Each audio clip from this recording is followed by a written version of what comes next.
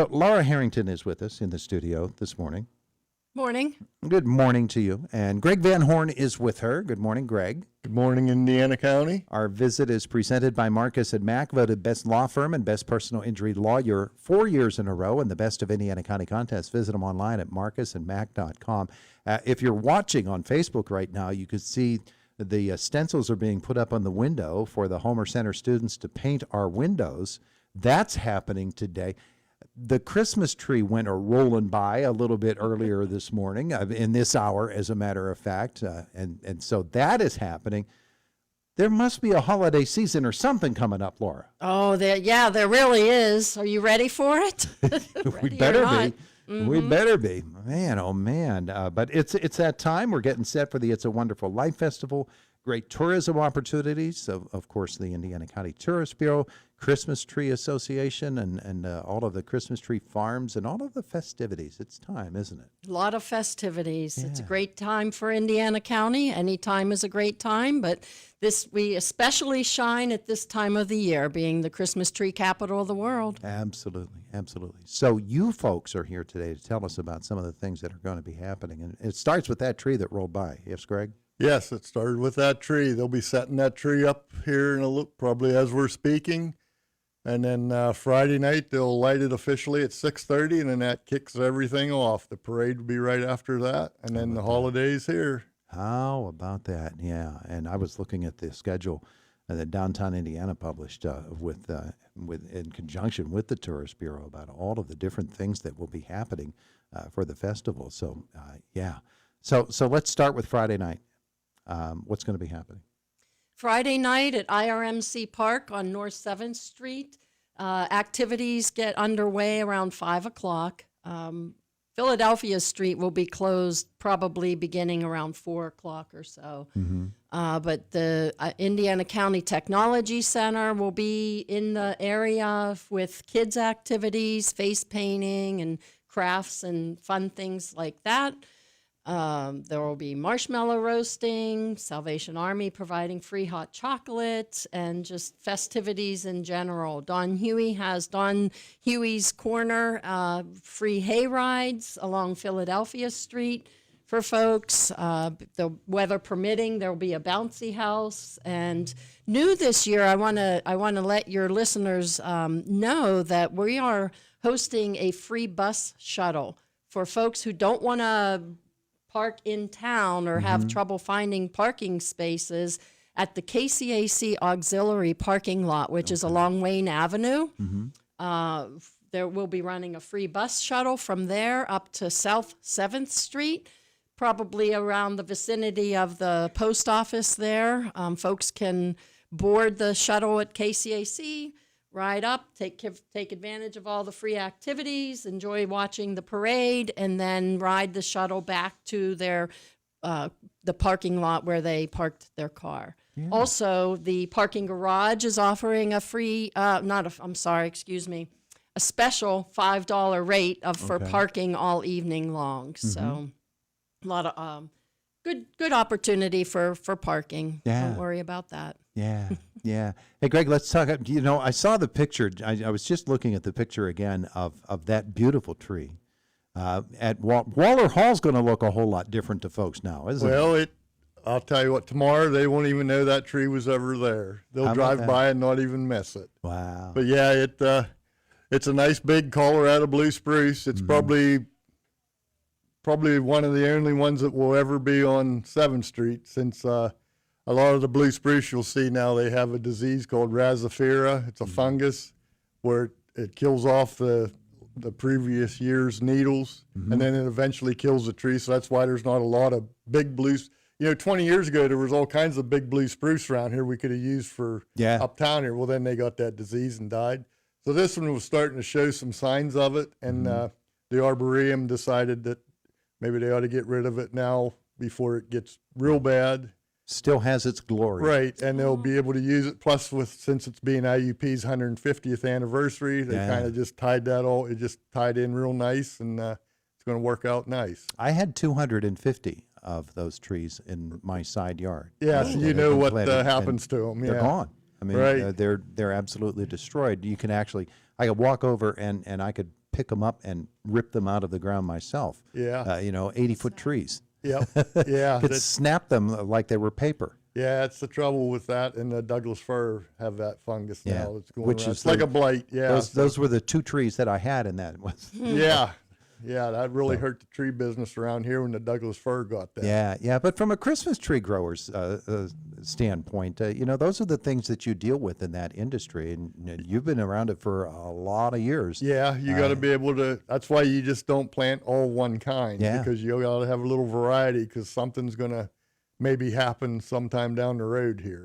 Yeah. Now, we have heard from other sources that because the big cities aren't going to be able to get them as easily, that's going to drive the prices up, and there won't be enough trees to go around. Never a concern in Indiana County, though. No, they've been going on.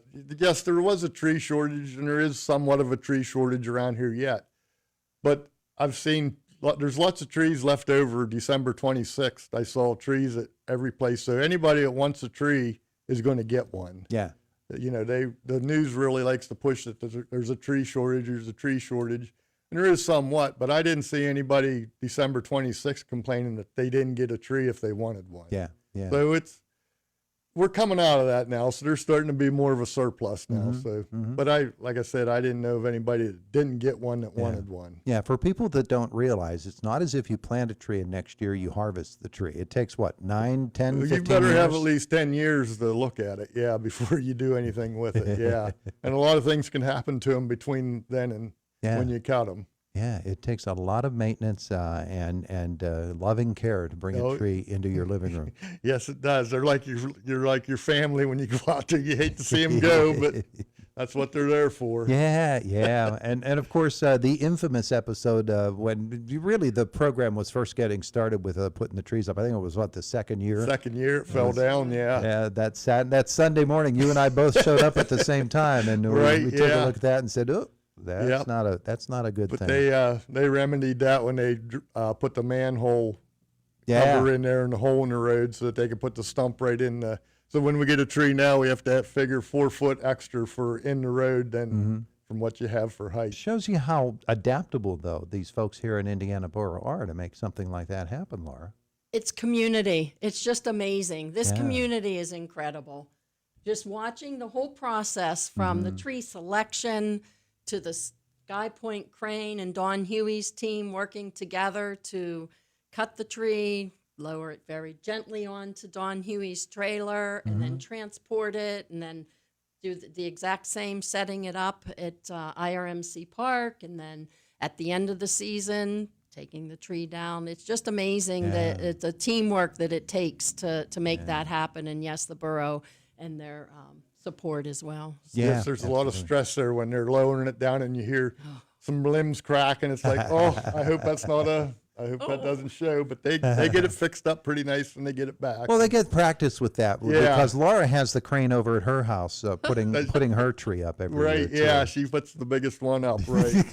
Yep. They're in my yard.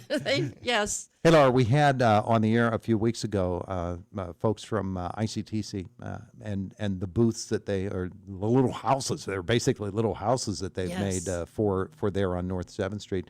A lot of work goes into that. It takes great volunteer effort there, too. And ICTC, thanks to them for taking that challenge on, huh? Truly, they're looking great. I saw McNaughton Brothers Moving and Storage, their team were already out this morning working with the borough. They have the red sheds set up at IRMC Park. They're painted. They have lights on them. They're ready to go. So, yeah, we really appreciate the community efforts and ICTC's work. Now, you were telling us a couple of weeks ago that there was the possibility of a bus group that was going to be coming into Indiana and actually riding in the parade. Is that still going to happen? Yes, it is. They're coming in on Friday. And they're from where? They're from the state of Indiana. The state of Indiana. Yeah, watch to for Indiana them. They'll Borough. be in a big yellow school bus. Yeah. Wow, that's In the fantastic. parade, they'll be in a yellow school bus. Yeah. But they'll be in town all day, starting with lunch at Benjamin's, and they'll work their way right up through to the museum and then down to get on their bus parade time. Nice, nice. Isn't it great? Isn't it wonderful to have that sort of a holiday spirit. You come into town on a bus. Oh, yeah. Yeah, that's how famous this parade's getting. It really is, and they wouldn't. They insisted they really wanted to be in the parade. They didn't want to watch it along the sidewalks. They wanted to be in the parade. So they will be in the parade. Yeah. And also we have two grand marshals, co-grand marshals this year. The one co-grand marshal will be America 250 PA Commission. So, weather permitting, the Keystone Kid mascot will be co-chairing, co-marshaling our parade, along with some team members from the state commission. See, I always And thought then- the Keystone Kid was Jack Benedict, but okay. Maybe there's two. Maybe he's in that costume. Ooh. And then, thanks to IUP, and they're providing the Christmas tree for our It's a Wonderful Life festival and tree lighting. They are also a co-grand marshal for this year's parade. So looking forward to seeing the marching band, the legend, Dr. Driscoll and his team in the parade. The tree lighting will happen at 6:30. I believe Greg already mentioned that. Parade steps off at 7 p.m. So everyone come down and have a grand time. It's probably going to be raining, so plan on rain. Well, It's yeah, happened it's the last 2 years, so they're calling for rain. they're calling for rain on Friday, but then Saturday is going to be a sunny day, they say. So that there's a really good possibility that rain will be Hopefully. out of here Right. by the time the parade. That's the way that we're Yes, gonna hopefully. phrase it. We're gonna watch that forecast, and but the thing is, with this parade and the people who come to watch this parade, the crowd is always huge. Oh, They don't seem to care about the weather. no, they were, last year it was a downpour while the parade was happening, and there was still a very good crowd here for it, yes. Yeah. They love this parade. There are only like 30% pneumonia cases afterwards, Right. but Parade must go on. the parade must go And I on. would like to thank IUP and the Allegheny Arboretum for supplying the tree for us this year. It was a good idea they had about tying it all in with their 150th, and Nice. that tree worked out. They just happened to have the perfect tree for this year, and I hope everybody likes it. Yeah. So very Beautiful. nicely It's a done little by weak them. on the backside because it was next to the building, but at night with lights on, it'll look nice. That's exactly it. That's exactly They're not all it. perfect. And then come each weekend all kinds of different activities. I was looking at the very first weekend long. My goodness, Are there you are so- tired already? I got through 7 or 8 items, and then I thought, well, I'm going to scroll down and see how long this list is, and this is just for the first weekend.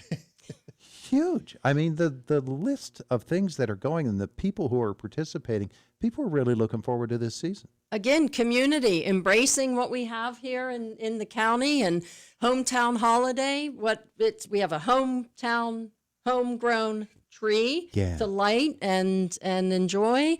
We've got Jimmy Stewart impersonator, hometown hero, who will be around all Yeah, weekend. Brian Rohan's coming. Yeah. Brian Rohan. So check out his live radio broadcast or live radio show at the Indiana Theater on Saturday at 4 p.m. Yeah. Little shop around the corner.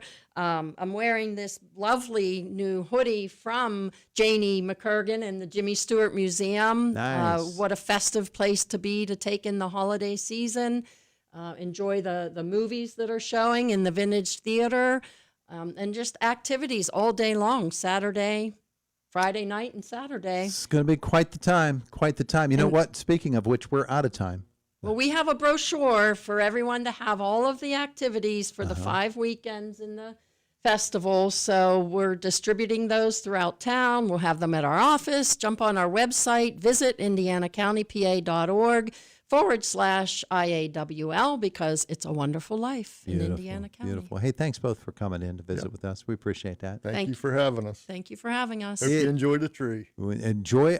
That's exactly the word for it. Everybody should come enjoy the tree and the entire holiday season. It is the voice of Indiana County. It's WCCS 101.1 FM, AM 1160, and WCCSradio.com.